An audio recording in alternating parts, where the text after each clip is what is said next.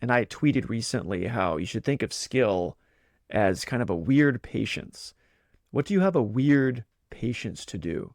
What do you have?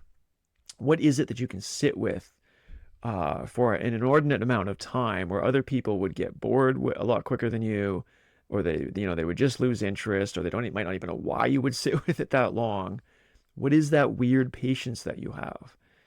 Um, and try to uncover that. And if you do, then that becomes the thing you need to foster. That becomes the thing you need to grow throughout your life, regardless of what other interests you have.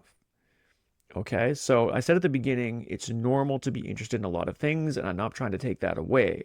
I think as part of being a participant in life, you should be interested in a lot of different things. It's important to do kind of the via negativa, which is to separate a lot of things away from your life. But you still have to be involved in community. You're still going to have different interests. It's just part of being human. It's the variation of life. And there's a lot of discovery in that variation. So you don't want to remove that. But the mistake is just to jump into all those interests without having a core,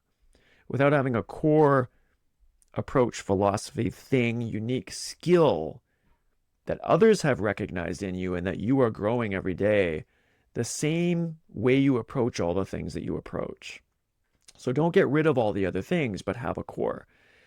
Now, and I think a good way to think about this is the difference between trying to build something internally and trying to build something externally, with the former being correct and the external, the latter, not being what you should put effort into. So let me give you an example. And I was just talking about someone on Twitter recently about this X, and and I just tweeted like an hour ago saying something about the thing that you need to work on is what your unique skill is, right?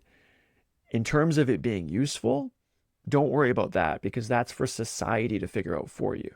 Like people are going to bring you into opportunities because they recognize your one core true skill. Even if your one core true skill seems kind of like useless, it doesn't seem to overlap with any of the common categories we have for careers.